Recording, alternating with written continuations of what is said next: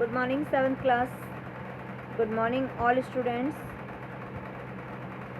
तो देखो बच्चों, as all of you know that our chapter Expert Detectives is continue and we complete most of part of this chapter or story, and today we complete our story. So firstly we revised and after that we continue.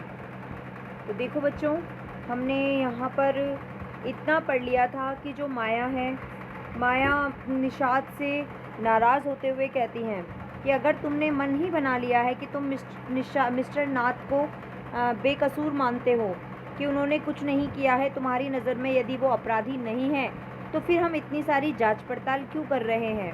हमारी इस जांच पड़ताल का, इस पूछताछ का आखिर उद्देश्य क्या है? अगर तुमने ये मान ही लिया है कि मिस्टर नाथ एक साधारण व्यक्ति हैं, तो उनके बारे में फिर हमें उतनी चिंता करने की क्या ज़रूरत है? कृपया मुझे बताओ। अब यहाँ देखिए, जैसे ही माया निषाद से ये कहती है तो निषाद लुक्ड थॉटफुल। माया की इस बात को सुनने के बाद, निषाद जो है वो थोड़ा सा चिंता में आ जाता है। यहाँ देखिए, निषाद लुक थॉटफुल, कि वो थोड़ा सा विचार मग्न होता है। थॉटफुल यानी विचार मग्न हो जाना, लुक्ड यानी दिखाई देना, कि वो थोड़ा सा सोचने लगता है, थोड़ा सा विचार मग्न हो जाता है। I had like to find out why he is so thin and why he is so lonely. और फिर वो कहता है कि मैं बस इतना जानना चाहता हूँ, निषाद कहता है कि मैं बस इतना जानना चाहता हूँ, इतना पता लगाना चाहता हूँ कि आखिरकार मिस्टर नाथ इतने ज़्यादा दुबले पतले क्यों हैं, थॉटफुल मतलब विचार मग्न, फाइंड आउट यानी पता लगाना, थिन यानी पतला दुबला, और लॉनली मीन्स अकेला। तो मैं बस इतना जानना चाहता हूँ कि मिस्टर नाथ इतने ज़्यादा दुबले पतले क्यों हैं और वो इतने ज़्यादा अकेले क्यों रहते हैं, अर्थात वो हमेशा अकेले क्यों रहते हैं, उनका परिवार कहाँ है, उनके मित्र कहाँ हैं, मैं सिर्फ इतना ही जानना चाहता हूँ। I want to know why he doesn't have any friends and lives alone. और मैं ये भी जानना चाहता हूँ कि उनका अपना कोई फ्रेंड क्यों नहीं है, अपना कोई मित्र क्यों नहीं है, और वो अकेले क्यों रहते हैं। अलोन मीन्स अकेले, फ्रेंड्स मतलब मित्र, नो यानी जानना। तो निषाद माया की बात को सुनकर उसे जवाब देता है कि मैं सिर्फ मिस्टर नाथ के बारे में इतना जानना चाहता हूँ कि वह अकेले क्यों हैं, वो इतने ज़्यादा दुबले पतले क्यों हैं, उनका परिवार कहाँ है, उनके अपने कोई फ्रेंड्स क्यों नहीं हैं, और वो अकेले क्यों रहते हैं। तभी जब ये 7 अपनी बात बताता है तो माया, देखिए माया क्या रिप्लाई करती है। माया रिप्लाई करते हुए कहती है, try to understand 7, try to understand यानी समझने की कोशिश करो। तो माया इस बात को सुनकर जो निषाद है, निषाद से कहती है कि 7 आप समझने की कोशिश करो, 7 समझने की कोशिश करो। आई टॉल्ड हिम, ये माया ने किससे कहा, ये माया ने 7 से कहा। तो हिम जो है वो 7 के लिए आया है और आई माया के लिए।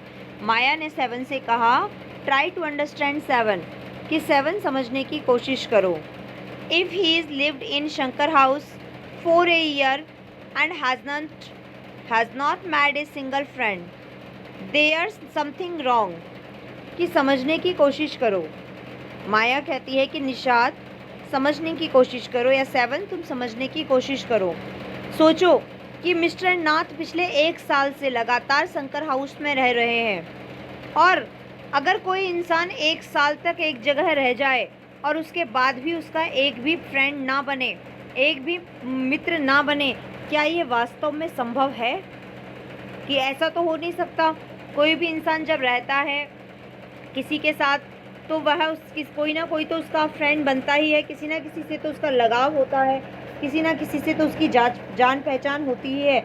लेकिन ये कैसे पॉसिबल है कि मिस्टर जो नाथ हैं वो पिछले 1 साल से शंकर हाउस में रह रहे हैं, लेकिन बावजूद इसके मिस्टर नाथ के वहाँ पर अपना कोई मित्र नहीं है, या उन्होंने अपना एक भी मित्र क्यों नहीं बनाया है। क्या तुम्हें नहीं लगता कि यहाँ कुछ तो गलत है। क्या तुम्हें नहीं लगता है कि इस बात में कुछ तो गलत है? He is obviously scared that someone will recognize him and give him up to the cops. अब सबसे पहले तो देखिए, कॉप्स मतलब पुलिस अधिकारी, गिव अप यानी छोड़ देना, रिकॉग्नाइज करना यानी पहचानना, स्कैर्ड यानी भयभीत, ऑब्वियसली यानी स्पष्ट रूप से, अंडरस्टैंड मीन्स समझना। तो देखिए, और फिर माया कहती है कि सोचो, 7 के इतना लंबे टाइम, 1 साल तक शंकर हाउस में रहने के बाद भी जो मिस्टर नाथ है, उन्होंने अभी तक अपना एक भी मित्र वहाँ क्यों नहीं बनाया है? क्या तुम्हें इस बात में कुछ गलत दिखाई नहीं देता? मैं तुम्हें बताती हूँ कि उन्होंने कोई भी मित्र क्यों नहीं बनाया है, क्योंकि उन्हें हमेशा एक डर लगा रहता है कि कहीं कोई उन्हें पहचान न ले, और यदि कोई उन्हें पहचान लेगा तो वह उनकी जानकारी पुलिस वालों को दे देगा और वह उन्हें पुलिस के हवाले कर देंगे।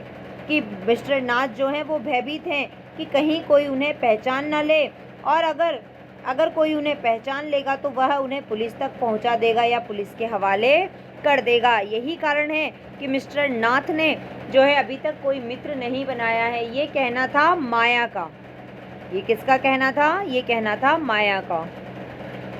आगे देखिए, maybe no one tried to make friends with him, Nishad protested. Protested करना यानी प्रोटेस्टेड करना मतलब विरोध करना, प्रोटेस्टेड करना यानी विरोध करना, ट्राइड यानी प्रयास, मे बी यानी शायद। तो देखिए, तभी माया की बात का विरोध करते हुए निषाद कहता है, निषाद माया की इस बात को नहीं मानता और वह उसका विरोध करते हुए कहता है, हो सकता है कि किसी ने उसके साथ मित्रता करने की कोशिश ही ना की हो, कि मिस्टर नाथ जो हैं वो अकेलापन पसंद करते हैं, इसीलिए हो सकता है कि किसी ने मिस्टर नाथ के साथ मित्रता करना या दोस्ती करना पसंद ही ना किया हो। ये भी तो एक कारण हो सकता है। तभी माया कहती है, Why should anyone bother? You have seen what a nasty bear he is, I said. सबसे पहले तो देखिए, बादर का मतलब होता है चिंता करना या परेशान करना, और नेस्टी का मतलब होता है बुरा, जिसका अपना कोई फ्रेंड नहीं होता, ऐसे व्यक्ति के लिए कहा गया है। सीन यानी देखना, और जो बियर होता है, बियर जो है उसका मतलब होता है रीच, बेयर का मतलब होता है रीच। तो यहाँ देखिए, तभी माया जो है वो निषाद को कह रही है, कोई उसके बारे में चिंता क्यों करेगा? एनीवन यानी कोई, या शुड का मतलब होता है चाहिए, कि किसी और को उसके बारे में क्यों परवाह करनी चाहिए, क्यों चिंता करनी चाहिए, क्या उसके बारे में किसी और को क्यों परेशान होना चाहिए? तुमने देखा नहीं कि मिस्टर नाथ के बारे में माया कह रही है यहाँ पर कि क्या 7 तुमने देखा नहीं कि मिस्टर नाथ कितना बुरा रीच है? यहाँ माया जो है वो मिस्टर नाथ के बारे में भला बुरा कह रही है। वो कहती है कि कोई उनके बारे में क्यों चिंता करेगा, क्यों परेशान करेगा, क्यों परेशान होगा? क्या तुमने देखा नहीं कि मिस्टर नाथ कितना बुरा रीच है? ये बात माया निषाद से कहती है। तभी निषाद कहता है, देखिए, आई डोंट केयर, मुझे कोई परवाह नहीं है, मुझे कोई परवाह नहीं है। डोंट केयर यानी कोई परवाह नहीं। सैड निषाद, ये बात निषाद कहता है, ये बात निषाद कहता है। स्टबनली का मतलब होता है जिद्दीपन, जिद्दपने से हिट, कहते हैं ना कि बहुत ज़्यादा ढीठ सा हो गया है या हटी हो गया है या जिद्दी हो गया है, तो आप कुछ भी ले सकते हो इसका अर्थ। तो निषाद भी अपनी बात पर अडिग रहता है, जिद्दीपने से कहता है कि लोग क्या सोचते हैं या क्या कहते हैं, या तुम मिस्टर नाथ के बारे में क्या समझती हो, मुझे इससे कोई परवाह, मुझे इसका कोई फ़र्क नहीं पड़ता, मुझे इसकी कोई परवाह नहीं है।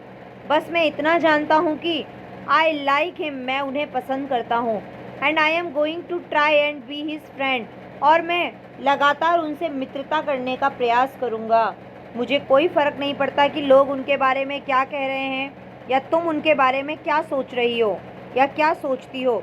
मैं तो बस इतना जानता हूँ कि मैं उन्हें पसंद करता हूँ और मैं उनका अच्छा दोस्त बनने का पूरा प्रयास कर रहा हूँ और करता रहूँगा। कि मैं उनका अच्छा दोस्त बनने का प्रयास करने जा रहा हूँ। बाय मिस्टेकली निकल गया आई एम गोइंग यानी जा रहा हूँ। कि मुझे नहीं फ़र्क पड़ता कि कोई क्या कहता है, लेकिन मैं उनका एक अच्छा मित्र बनने जा रहा हूँ या उसका प्रयास करने के लिए जा रहा हूँ ताकि मैं उनका एक अच्छा मित्र बन सकूँ। तभी माया कहती है, फ्रेंड्स विथ ए क्रोक, हा यू आर क्रेजी। यहाँ आश्चर्यचकित होते हुए आया है, गुस्सा कर कर जो आश्चर्यचकित दिखाना होता है ना, उसके लिए आया है यहाँ। हाँ देखो पीछे जो है वो इंटरजेक्शन मार्क लगाया हुआ है, जिसे हम विस्मयादिबोधक शब्द कहते हैं। ऐसे शब्द जिन्हें सुनने के बाद अचानक आश्चर्य की, दुख की, खुशी की, जो है खुशी की, दुख की, आश्चर्य की, ऐसे कि किसी भावना का पता चलता है अचानक, तो उन्हें विस्मयादिबोधक शब्द या इंटरजेक्शन कहा जाता है। तो जैसे ही निषाद ये कहता है कि मैं तो मिस्टर नाथ से मित्रता करने का प्रयास करने के लिए जा रहा हूँ, कोई उनके बारे में क्या कहता है या क्या सोचता है मुझे कोई फ़र्क नहीं पड़ता, तभी माया कहती है, फ्रेंड्स विथ ए क्रोक, 7 एक अपराधी के साथ दोस्ती करने जा रहे हो तुम। सैड, हाँ यू आर क्रेजी, क्या तुम पागल हो गए हो। क्रेजी यानी पागल, कि तुम एक अपराधी के साथ मित्रता करने जा रहे हो। 7 क्या तुम पागल हो गए हो। 7 आई सेड, ये बात माया 7 से कहती है कि 7 तुम एक अपराधी के साथ दोस्ती करने जा रहे हो, क्या तुम पागल हो गए हो, या कहीं तुम पागल तो नहीं हो गए हो, सनकी तो नहीं हो गए हो। The cops will take you to jail with him, अगर तुम किसी अपराधी से मित्रता करोगे तो ध्यान रखना पुलिस वाले तुम्हें भी अपराधी के साथ जेल में ले जाएंगे। कॉप्स यानी बता ही दिया आपको, पुलिस अधिकारी, और टैक यू यानी ले जाना, जेल, तो आपको पता ही है सबको। तो देखिए, यदि तुम किसी अपराधी के साथ मित्रता करोगे तो पुलिस वाले उस अपराधी के साथ साथ तुम्हें भी जेल लेकर चले जाएंगे। इसीलिए क्या तुम पागल हो गए हो जो एक अपराधी के साथ मित्रता करने के लिए जा रहे हो। Do you want that to happen you idiot, idiot यानी मूर्ख, इडियट मीन्स मूर्ख, और हैपन यानी घटित होना। तो do you want that to happen you idiot, क्या तुम चाहते हो कि तुम्हारे साथ ऐसा हो कि मिस्टर नाथ के साथ साथ पुलिस वाले तुम्हें भी पकड़ कर ले जाएं, या तुम्हें भी अपराधी समझने लगें जो तुम ऐसी मूर्खता करने के लिए जा रहे हो। अरे मूर्ख, तुम्हें समझना होगा कि तुम्हें ये कार्य नहीं करना है। Nishad merely glared at me and quietly walked out of the room. Nishad Maya की बात को ध्यान ही नहीं देता है, और माया कह रही कि निषाद ने बड़ी मुश्किल से ही मेरी तरफ घूमकर देखा होगा। निषाद ने merely glared at me and quietly walked out of the room. Nishad Maya की ये बात सुनकर उसकी तरफ घूर कर देखता है, लेकिन कुछ कहता नहीं है और चुपचाप कमरे से बाहर चला जाता है। मेयरली यानी केवल, ग्लेयर्ड यानी गुस्से से देखना। तो देखिए, ये बात सुनने के बाद जब वो कहती है ना माया कि तुम्हें भी पुलिस वाले ले जाएंगे, तब निषाद को गुस्सा आता है, लेकिन वो कुछ कहता नहीं है। वह सिर्फ माया की तरफ घूर कर देखता है और चुपचाप कमरे से बाहर चला गया। My theories seemed to have made no impression on him at all. अब सबसे पहले तो देखिए, थ्योरीज का मतलब है यहाँ पर सिद्धांत, सीम्ड यानी प्रतीत होना, इम्प्रेशन का मतलब है प्रभाव, तो और सारे मीनिंग्स हो ही गए आपके। तो माया कहती है मेरे सिद्धांतों का, अर्थात मेरे बातों का उस पर बिल्कुल भी प्रभाव नहीं हुआ। मैंने जितनी भी बातें निषाद को बोली मिस्टर नाथ के बारे में कि वो अपराधी हैं, तुम्हें पुलिस पकड़ कर ले जाएगी, तुम्हें भी अपराधी समझा जाएगा, कोई उनसे मित्रता करना पसंद नहीं करता है, लेकिन निषाद पर मेरी बातों का कोई फ़र्क नहीं पड़ा। वो गुस्से में मुझे घूर कर देखते हुए वहाँ से चला गया, लेकिन उसने मेरी बातों पर कोई ध्यान नहीं दिया। तो बच्चों देखो, इसी के साथ आपका आज ये चैप्टर कंप्लीट होता है। नेक्स्ट डे हम इसके क्वेश्चन आंसर से स्टार्ट करेंगे। आज अपने चैप्टर को स्टार्ट टू एंड रिवाइज कर लेना। ऑल मीनिंग्स जो आपको हार्ड वर्ड्स बताएं वो लिख लेना और मीनिंग्स को भी लर्न कर लेना। इससे आगे का हम नेक्स्ट डे करेंगे।